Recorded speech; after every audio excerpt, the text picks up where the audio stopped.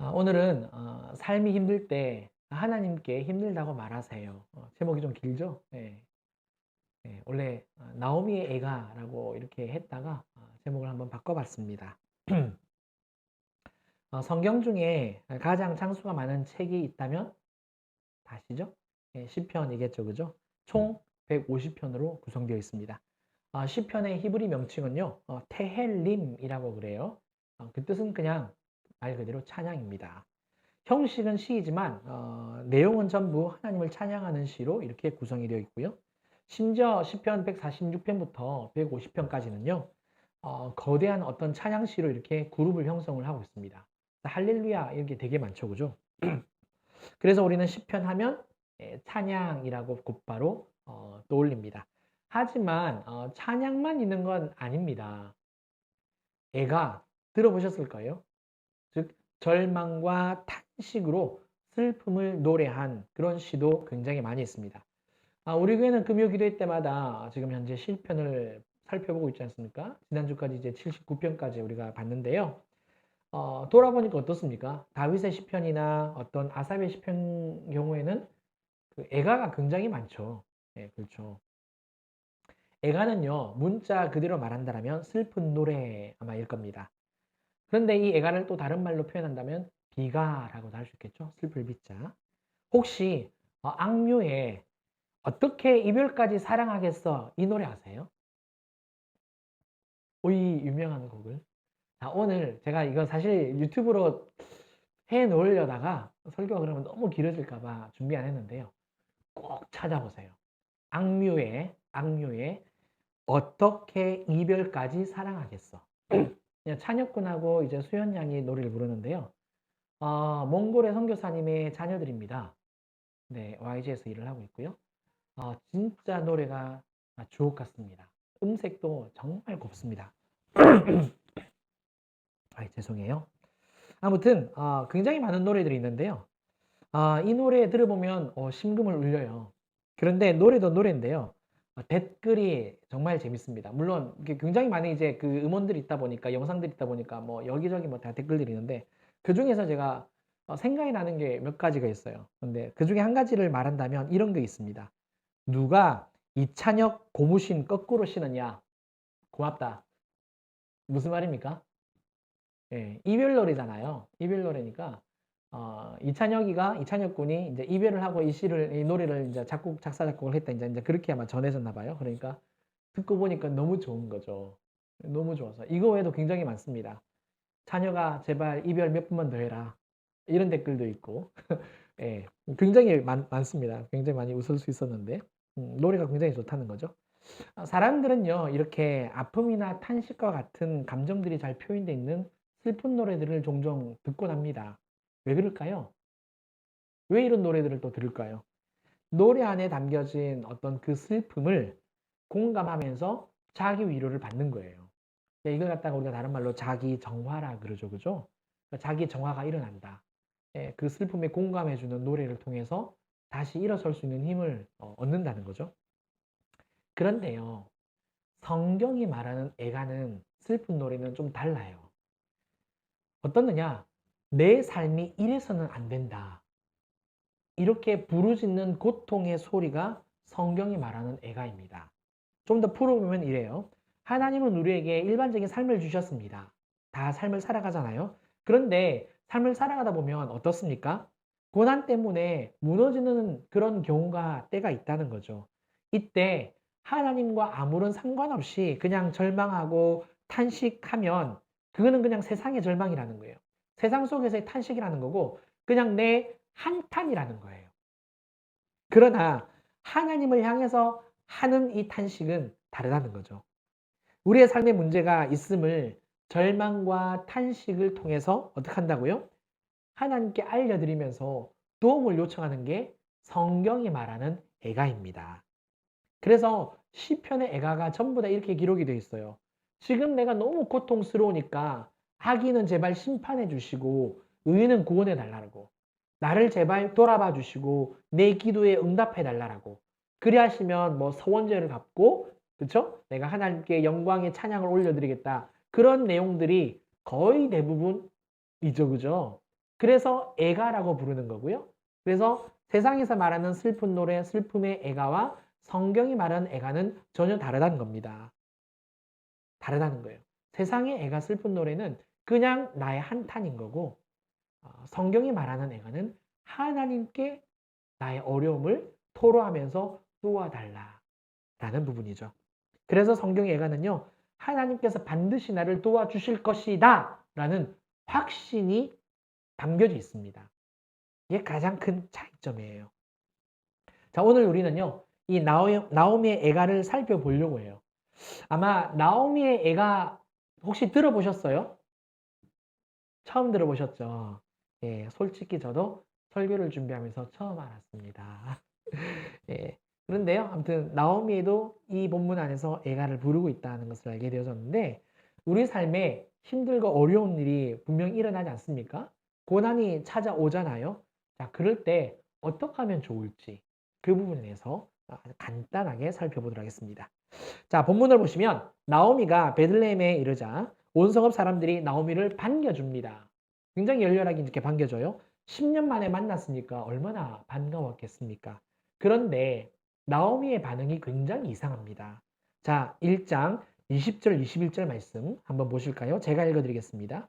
나오미가 그들에게 이르되 나를 나오미라 부르지 말고 나를 마라라 부르라.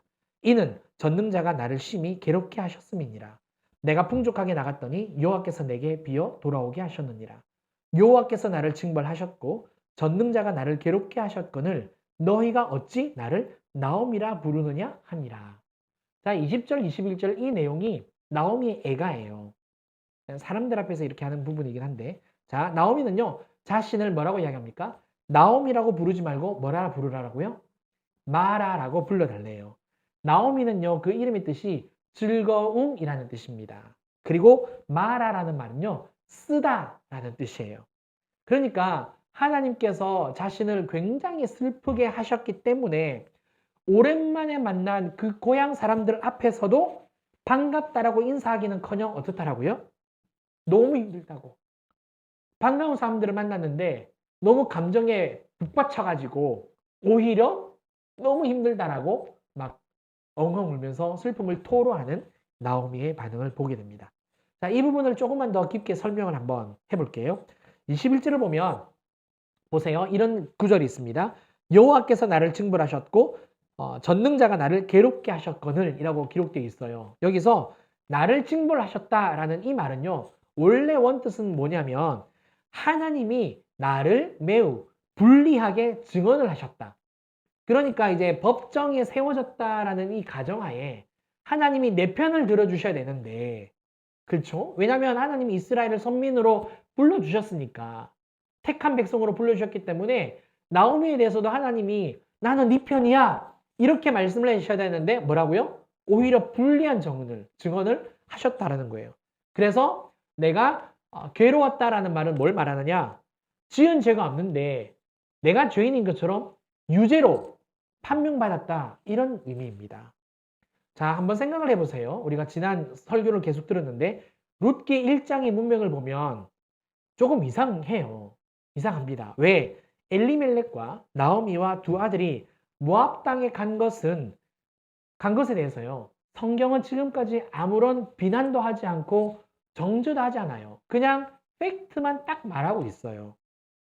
흉년이 들어서 베들레헴의 모압 땅으로 건너간 것을 두고 신앙을 저버렸다? 뭐 이렇게 생각할 수도 있겠지만 어디까지나 그것은 유추에 불과할 뿐입니다. 그런데 나오미는요. 남편과 두 아들의 사비를 통하여서 너무 힘이 든 나머지 하나님이 자신을 죄인으로 여기고 고난을 주셨다라고 자기가 그렇게 생각하고 있다는 거예요. 자기가 그렇게 받아들였다는 겁니다. 게다가 떠날 때는 어땠다고요? 풍족했대요. 그런데 돌아올 때는 텅 빈 상태로 돌아오게 하셨다라고 그렇게 말하고 있습니다. 그러니까 하나님께서 텅 빈 상태로 돌아오게 하셨다라고 오늘 말씀이 우리에게 이야기를 하고 있는 거예요. 나오미의 입장에서 충분히 그렇게 말할 수 있죠. 너무 힘든 삶을 살았으니까. 그러면 여기에서 궁금한 점이 생깁니다. 하나님께서 자기를 이렇게 힘들게 하셨다 그러면 하나님은 왜 나오미의 가정에 고난을 주셨을까요? 자, 그 이유를 알아보기 전에요. 하나님께서 우리에게 고난을 주시는 이유를 네 가지를 한번 제가 말씀을 드려볼게요. 잘 들어보세요. 첫 번째는요. 하나님의 뜻을 이루시기 위해서 우리에게 고난을 허락하십니다. 요셉의 경우가 이 경우에 해당합니다. 왜 자신이 애굽에 팔려야 했는지 전혀 몰랐습니다. 그런데 시간이 지나고 보니까 가나안 땅에 있었던 가족을 어떻게 합니까? 야곱과 그의 가족들, 자신의 가족들을 안전하게 보호하기 위해서 요셉을 미리 보내신 거죠. 그렇죠. 그리고 한 걸음 더 나아가서 어떻습니까? 아브라함에게 약속하셨던 이 가족 공동체를 이제 어떻게 하신다? 나라와 민족의 공동체로 만드시기 위해서 하나님이 미리 계획해 놓으셨다라는 거고, 그 가운데 요셉을 일꾼으로, 하나님의 사람으로, 좀 안타깝지만 고난받는 사람으로 계획해 놓으셨다는 거죠. 그런데 이것을 우리가 뭐라고 이야기하느냐? 전화위복이라고 이야기하고, 또 다른 표현이 있어요. 고난을 가장한 축복이라는 말도 사용합니다. 분명히 이게 고난인데 시간이 지나고 보니까 와, 진짜 그때 그 일이 아니었으면 어쩔 뻔했어. 우리 그런 말 되게 많이 하잖아요. 바로 이게 여기에 해당된다는 거죠. 하나님의 뜻을 위해서 고난을 주신다. 두 번째는요. 하나님을 인격적으로 만나게 하시려고. 인격적인 만남을 주시려고요. 야곱이 여기에 해당이 됩니다. 형이 야곱을 죽이려고 했죠. 그래서 밧단 아람으로 도망가지 않습니까? 거기에서 14년 이상을 머무릅니다. 뭐 거기서 결혼도 하고 자식들도 낳고 또 부자도 되죠. 그런데 이제 돌아올 때가 되었어요. 근데 누가 기다리고 있습니까? 자기를 죽이려고 했던 형 에서가 있다는 거죠. 심지어 400명의 부하들을, 일꾼들을 데리고 오고 있다는 소식을 듣습니다. 그 소식을 듣고 다른 가족들은 전부 다 야복강가를 건너게 했는데 자신은 어떡합니까? 홀로 남아서 밤새도록 하나님과 씨름하죠. 야복강가에서. 근데 거기에서 하나님을 만납니다. 인격적인 만남이 이루어지죠. 하나님이 어떤 분이신지를 깨닫게 되어지고 그 이후로부터 변화되어집니다. 물론 뭐 이렇게 가축을 먼저 이렇게 앞에 보내고 자기가 맨 뒤로 가는데요. 이거는 뭐 야곱이 아직 얍삽하다, 야비하다 그런 건 아닙니다. 뭐 하나의 지혜로 보겠죠. 예물을 드리고 또 마음을 사고 이렇게 형을 만나서 관계가 회복되는 놀라운 모습을 보게 되어지죠. 그래서 인격적인 만남을 주시려고 이렇게 고난을 주신다. 자, 세 번째입니다. 우리의 믿음을 시험케 하시려고요. 우리의 믿음을 시험하시려고. 그리고 또 우리를 성장시키시려고. 자, 우리 주일학교 오늘 예배 말씀이었는데요. 아브라함의 경우입니다. 아들 이삭을 번제물로 바치라는 그 말씀 앞에서 아버지 아브라함은 얼마나 고통스러웠을까. 여러분들에게 만약에 하나님이 가장 소중한 것을 다 내어놔라. 이러면 우리 마음이 어떨까요? 그게 자식이든 돈이든 삶이든 그 무엇이든지 간에. 그런데 아브라함은 아무 말 하지 않고 3일 동안 모리아 한 땅 그 산에 올라가죠. 그죠? 그리고 실제로 이삭을 바치려고 칼을 들잖아요. 근데 하나님이 아브라함아 그러면서 네 독자 아들 이삭 죽이지 마라. 네 독자 아들 이삭을 그렇게 아끼지 아니한 것처럼 이제 네가 나를 경외하는 것을 내가 알겠다라고 말씀을 하시죠. 그쵸? 하나님의 약속을 믿어온 사람 아브라함이었지만 이 순간을 통해서 그의 믿음이 진짜 하나님을 경외하는 최고의 믿음으로 올라섰다라는 것을 우리가 이 창세기 22장을 통해서 알 수 있다는 것. 시험을 통하여 성장시키시려고 고난을 주신다는 겁니다. 이제 마지막입니다. 이건 하나님이 아니고요. 우리가 죄를 범했을 때예요. 우리가 죄를 범하였을 때. 자, 이것은요. 하나님이 우리에게 고난을 주신다라고 하기보다 사실 죄 때문에 찾아오는 고난입니다. 죄값으로 말미암아 어려움이 굉장히 많이 생기죠. 그래서 죄로 인한 고난의 성격이 더 강합니다. 자, 그러면 이제 생각을 해볼까요? 나오미가 당한 고난은요, 어디에 해당이 될까요? 첫 번째, 두 번째, 세 번째, 네 번째 다 들어봤는데. 아마, 첫 번째 하나님의 뜻을 이루시기 위해서가 아닐까, 그렇게 생각이 되어집니다. 왜냐하면요, 나오미의 가정에 며느리로 들어온 룻을 통해서 어떻게 하겠다? 사사시대를 끝내고 싶어 하시는 하나님의 마음과 계획이 들어있기 때문에 그렇습니다.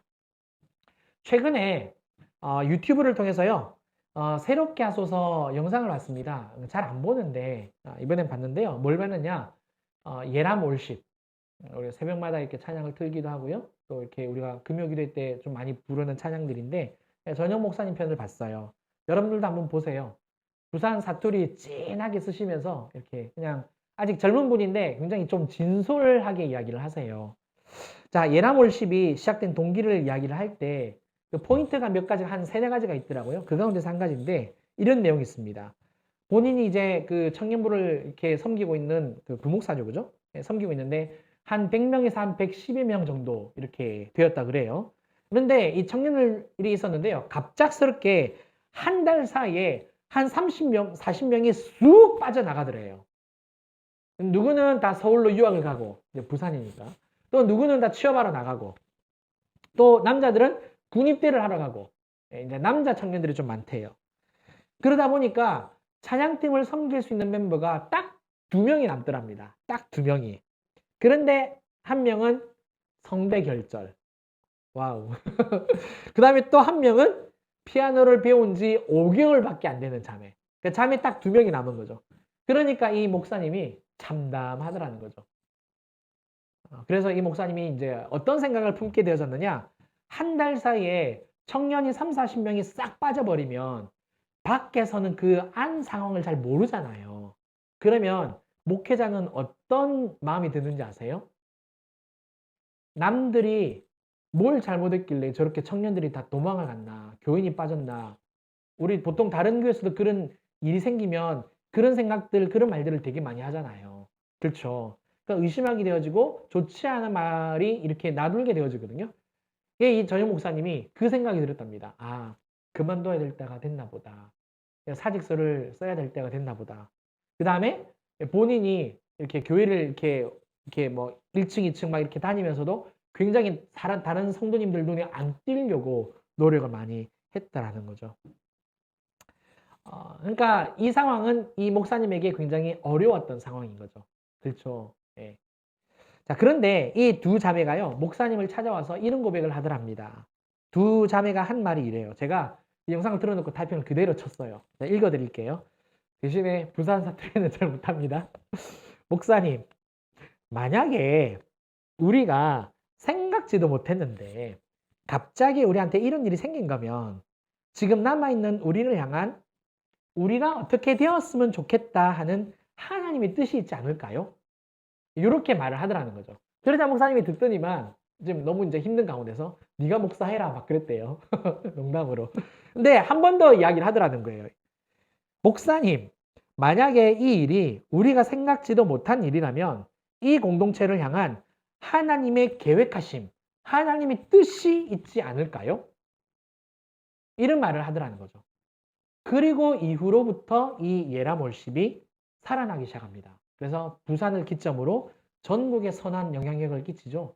3, 40대, 20대에 굉장히 많은 영향을 끼치는데 어른들, 심지어 외국인들에게도 굉장히 많이 이제 널리 전파가 되어졌습니다. 그래서 굉장히 선한 영향력을 끼치는 다음 세대 찬양팀이 되어졌어요. 그 성대결절 친구가요, 누군지 아십니까? 인도자 사자머리 그 자매예요. 그 다음에 이제 그 피아노 5개월밖에 되지 않은 친구가 누구냐면요, 남디라는 그 자매예요. 이렇게 그 영상을 보면 이렇게 헤드폰 쓰고 요렇게 이렇게 막 키보드 같은 거 두들기는 친구. 근데 작사 작곡 되게 많이 해요. 되게 편곡을 잘하더라고요. 아무튼 그렇게 영향을 끼치게 되었습니다. 자, 이제 우리가 한번 생각을 해보겠습니다. 우리 삶에도 고난이 있습니다. 이미 지나가는 고난도 있을 거고요. 또 앞으로 찾아올 고난도 분명히 있을 거예요. 어쩌면 큰 고난이 아니더라도요. 일상 속에서 내가 너무 힘들다. 내가 너무 지친다. 아, 이 일은 어떡하지? 전혀 길이 보이지 않는 그런 일들이나 그런 상황, 또 그런 관계. 그렇죠? 분명히 있을 겁니다. 중요한 것은요.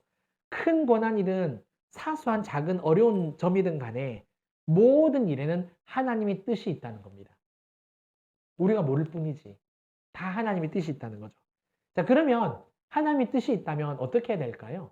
우리가 나오미의 탄식, 이 나오미의 애가의 답이 있습니다. 오늘 설교 제목 그대로요. 힘들면 힘들다고 하나님께 탄식하는 거예요. 아프면 아프다라고 하나님께 솔직하게 마음을 내어놓으세요.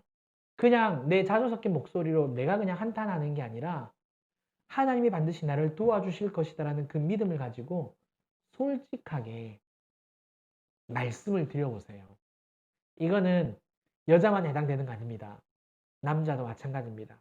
힘들면 힘들다라고. 세상은 우리가 옛날에 그런 말이 있었잖아요. 남자는 평생에 3번 울어야 된다. 네. 그러면 안 돼요. 그 말은 진짜 사람을 망가뜨리는 말입니다. 네. 울어야 될 때는 울어야 됩니다. 힘들다라고 감정을 느끼면 힘들다라고 말해야 돼요. 물론 상황 가운데서는 참을 수 있습니다. 상황 가운데서는.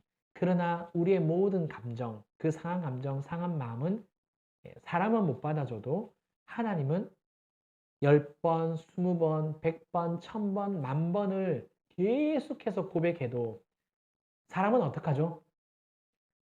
제발 그만하라고. 듣기 싫다 그럴 거예요. 그렇죠. 언제까지 그렇게 불평하고 탄식하고 그렇게 맨날 그러냐고. 그런데 하나님은 안 그러세요. 괜찮아. 내가 다 받아줄게. 내가 너의 마음을 다 안다고. 공감해 주시는 겸손하신 하나님, 온유하신 하나님, 사랑의 하나님입니다. 사랑하는 성도 여러분, 안 힘든 척, 안 어려운 척, 안 아픈 척, 이렇게 뭐뭐 하는 척 하는 게요. 나를 더 골병 들게 만든다는 거 아십니까? 그 다음에 한 가지 꼭 깨달으세요. 내가 그렇게 하면은요, 하나님이 나를 도와주시려고 해도 못 도와주세요. 왜? 하나님은 우리에게 자유의지를 주셨기 때문에 내가 하나님 말씀드릴 때, 부탁을 드릴 때, 내어놓을 때 오히려 기뻐하시고 도와주세요. 우리에게도 자유의지를 주셨기 때문에 굉장히 인격적으로 대하신단 말이에요. 그래서 우리가 꿍 하고 아무 말 안 하고 가만히 있으면 도와주고 싶어도 못 도와주셔서 안달이 나시는 분이 하나님이세요. 그래서 힘들고 어려운 일이 있을 때 무릎 꿇고, 무릎 안 꿇으셔도 돼요. 그냥 앉아서 아니면 서서 아니면 밖으로 나가셔서 걸어 다니시면서 모자 푹 눌러 쓰고 마스크 쓰셔도 돼요. 자기만의 방법으로 하나님 저 너무 힘들어요. 하나님 저 너무 어려워요. 하나님 길이 보이질 않아요. 애들 때문에 내 스스로의 문제로 어떤 관계 문제로 하나님 어떤 프로젝트로 이 일로 너무 삶이 힘듭니다. 고백하세요. 그러면 고백하시는 그 고백을 통해서 하나님이 일하신다니까요. 제가 최근에 진짜 놀랍게 계속 경험을 하고 있습니다. 이번 한 주간도 정말 버라이어티한 그런 삶을 살았는데 혼자서 고백을 자꾸 하게 하시고 고백을 통해서 회복을 자꾸 시켜주시더라고요. 넘어지면 고백하게 하셔서 다시 일어나게 하시고 또 다시 일어나게 하시고 그게 이번 주 카톡에 다 들어가 있어요. 정말 다 들어가 있어요. 정말 놀랍더라고요. 설교가 안 써지는데 하나님이 갑작스럽게 고백을 팍 하게 하시더라고요. 그때부터 설교가 쓰여지는 거예요. 하나님이 그렇게 영적으로 뚫어주세요. 막힌 것을. 고백에 힘이 있고 고백을 통해서 일하신다는 것을 정말 한 주 내내 경험을 해봤습니다. 이 두 자매가 그렇게 또 이야기를 한 거예요. 이 전현 목사님도 그렇게 고백을 하더라고요. 고백을 통해서 일하시는 하나님을 경험을 했다라고. 그렇게 하세요. 네, 그게 살 길입니다. 그렇지 않으면 내가 죽습니다. 내가 죽으면 그 영문을 모르는 가족도 죽어요. 기도로 도와줄 수 없는 교회도 죽게 되어집니다.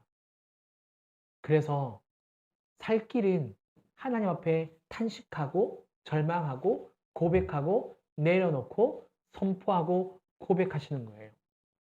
그러면 하나님이 다 받아주시고 고쳐주신다는 거 꼭 기억하시길 바랍니다. 그럴 때 그게 나의 애가가 되고요. 나의 시편이 됩니다. 하나님께 탄식하면요. 그럼 어떤 일이 벌어지느냐. 자, 말씀으로 정리하고 마치겠습니다. 로마서 8장 26절입니다. 함께 읽어볼까요? 시작. 이와 같이 성령도 우리 연약함을 도우시나니 우리는 마땅히 기도할 바를 알지 못하나 오직 성령이 말할 수 없는 탄식으로 우리를 위하여 친히 간구하시느니라. 아멘. 성령님께서 우리의 연약함을 아시고 어떻게 하신다고요? 도와주신대요. 그래서 우리가 어떻게 기도할 바를 알지 못할 때 오히려 성령님이 말할 수 없는 탄식으로, 탄식 애가예요. 성령님도 애가를 부르신대요. 나를 위해서. 도움을 요청을 하신답니다. 그리고 일해 주신대요. 그 다음에 성령님께서 나를 위해 친히 간구해 주시면 그러면 이제 어떤 일이 일어나느냐. 한 번 더 말씀 보겠습니다. 시작. 애통하는 자는 복이 있나니 그들이 위로를 받을 것이며. 할렐루야. 아멘. 그래요. 우리가 애통하는 가운데서 하나님 앞에 나아가면 위로를 받는다라고 성경이 말하고 있습니다. 따라서 하나님께서 반드시 상한 나의 마음을 고쳐주시고 도와주시고 위로해 주신다. 힘들 땐 힘들다고, 괴로울 땐 괴롭다라고 말씀하세요. 아셨죠? 네. 혼자 가슴 쥐어짜면서 부여잡고 아이고 내 인생, 아이고 내 팔자 이러지 마시고요. 하나님께 기도하세요. 하나님께 내려놓으세요. 하나님은 내 어떤 고백이라도 다 받아주시고 나를 다시 새롭게 일으켜주시는 은혜의 하나님, 온유의 하나님, 긍휼의 하나님, 자비의 하나님이십니다. 아멘. 위로해 주시는 그 하나님을 바라보며 살아가는 저와 여러분들 되시기를 주님 이름으로 축원합니다. 우리 함께 마음이 상한 자를 우리 찬양하고요. 기도하겠습니다.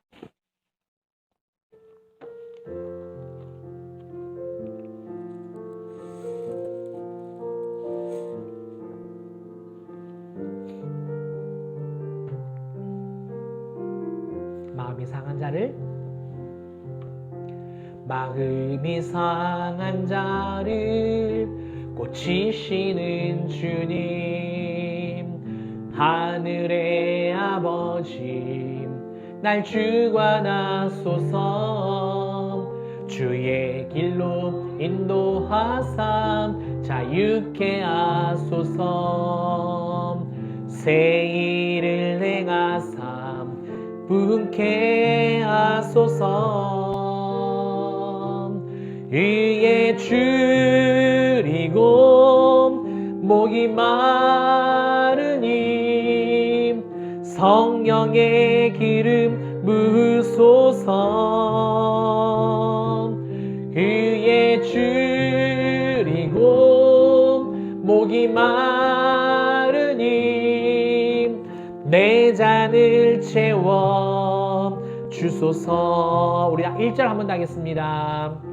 마음이 상한 자를 고치시는 주님 하늘의 아버지 날 주관하소서 주의 길로 인도하사 자유케 하소서 새 일을 행하사 분케 하소서 의에 줄이고 목이 마르니 성령의 기름 부으소서 의에 줄이고 목이 마르니 내 잔을 채워 주소서. 아멘. 사랑하는 성도 여러분, 사람들과의 관계 속에서 남편을 통해서 아내를 통해서 그 말 때문에 그 눈빛 때문에 그 태도 때문에 마음 상한 일 없으십니까? 자식 때문에 부모님 때문에 또 마음 상한 일 없으십니까? 직장에서 일터에서 일하다가 또 내가 어떻게 할 수 없는 그런 일들 때문에 또 나의 연약함과 부족함과 또 어떤 불순종 때문에 반복되는 죄로 인하여서 나의 한계로 말미암아 좌절하고 낙심하고 낭망할 때 항상 있습니다. 그런데요, 그 상한 마음을 그냥 쥐고 있으면 결국 내가 죽는 거예요. 그리고 하나님도 기뻐하시지 않습니다. 그럴 때마다 사단이 그 말에 틈탄하는 것, 그 상한 마음에 틈탄다는 것 다 아시죠? 그래서 항상 고백하셨으면 좋겠습니다. 하나님, 늘 고백하겠습니다. 힘들고 어려울 때 늘 주 앞으로 달려가겠습니다. 저를 고쳐주세요. 또 내가 모르는 수많은 상처들, 내 안에 숨겨지는 쓴뿌리들, 하나님 이것까지 다 고쳐주세요. 우리 함께 고백하는 시간 되었으면 좋겠습니다. 기도합니다. 사랑하는 하나님 아버지, 감사를 드립니다. 오늘은 아버지 하나님, 남편과 두 아들을 사별하고 정말 고통 가운데서 아버지 그 속에 며느리들 앞에서 꾹꾹 참아놨던 아버지 그 마음 깊은 한켠에 아버지 정말 담아놨던 아버지 하나님 절대 꺼내놓지 않았던 그 속에 있는 것들을 아버지 그 베들레헴 사람들 반가운 마음에 쏟아내고 또 쏟아내고 또 쏟아내는 나를 나옴이라 부르지 말고 이제는 마라라 부르라고 하나님이 나를 치셨다고 내가 너무 힘들고 어려운 인생을 지금까지 정말 걷잡을 수 없는 그 낭만과 낙심과 어려움 가운데 살아왔다라고 하나님 토로하는 나오미의 그 아버지 고백을 봅니다. 살아계신 하나님, 그런데 그 고백을 하나님이 듣고 계셨습니다. 그 고백을 하나님이 받으셨습니다. 하나님 아버지, 그래서 룻을 준비해 주셨고 하나님 아버지 보리 추수를 시작하는 그 시기를 허락하여 주시는 회복의 메시지도 보여주셨습니다. 아버지, 우리의 삶에 사람의 말 때문에 태도로 하나님 아버지 일로 아버지 내 스스로의 어떤 그런 부족함으로 무너지고 어려워서 탄식할 수밖에 없을 때 성령님은 우리의 연약함 알아시고 나를 대신하여 탄식하여 주시고 진실로 탄식하고 애통하고 하나님께 고백하는 자에게는 반드시 위로를 주신다라고 말씀하여 주셨사오니 하나님, 내 팔자다라고 그냥 내 마음이 아프다라고 그냥 가만히 있는 게 아니라 주님께 나아갈 수 있도록 주님 우리를 붙들어 주시옵소서. 주님 앞에 온전히 고백하고 토로하고 아버지 탄식하여서 하나님의 위로를 경험할 수 있는 아버지 속이 병들지 않는 속이 골마 터지지 않는 아버지 건강한 신앙을 소유한 우리 모든 진주백개 성도님들 될 수 있도록 우리 가정들과 가족들이 될 수 있도록 하나님 축복하여 주시옵소서. 아멘. 아멘. 사랑하는 하나님 아버지, 감사합니다. 세상에서 가장 내 마음을 알아주시는 분은 진정한 카운셀러, 우리 위로자 성령님밖에 없음을, 하나님밖에 없음을 고백합니다. 함께 삶을 살아가는 내 남편도 아내도 나를 잘 몰라주고 내 자식도 내 부모도 내 아픔을 잘 모르지만 나를 사랑해 주시고 나를 구원해 주신 우리 주 예수님은 진실로 나를 너무나도 잘 아십니다. 힘들고 어려운 일 당했을 때 하나님, 우리가 그것을 붙잡아 버리면 사단이 그것으로 말미암아 틈타 나를 망하게 한다는 것, 나 때문에 나도 죽고 나 주위에 있는 모든 사람들도 정말 무거운 분위기 속에서 다 힘들어진다는 것, 이건 정말 하나님이 원치 아니하는 것이고 하나님이 기뻐하지 않는다라는 것, 결국에는 내가 죽는다라는 것을 꼭 지혜롭게 깨달아서 주님, 하나님 앞에 그 순간순간마다 달려가 고백할 수 있도록 도와주시옵소서. 그런 은혜를 베풀어 주시고 성령님이 그렇게 인도하여 주셔서 우리 안에 상처, 쓴뿌리 생기지 않게 하시고 이전에 우리가 몰라서 생겼던 그 모든 상처 다 씻어주시기를 간절히 소망하오니 주님, 역사하여 주시옵소서. 힘들면 힘들다고, 아프면 아프다고, 고통스러우면 고통스럽다라고 하나님 앞에 정말 솔직하게 말할 줄 아는 우리 모든 성도님들 되게 하셔서 건강한 신앙 소유할 수 있도록 주님 축복하여 주시옵소서. 이 모든 것 감사드리며 지금은 우리 주 예수 그리스도의 은혜와 살아계신 하나님의 역사하심과 성령님의 감화감동 교통 충만하심이 하나님 앞에 솔직하게 애가를 부르기로 결단하는 사랑하는 모든 성도님들과 가정과 또 일터 우리 진주빛 교회와 이 나라 이민족 위에 이제부터 영원토록 함께 있을지어다. 아멘.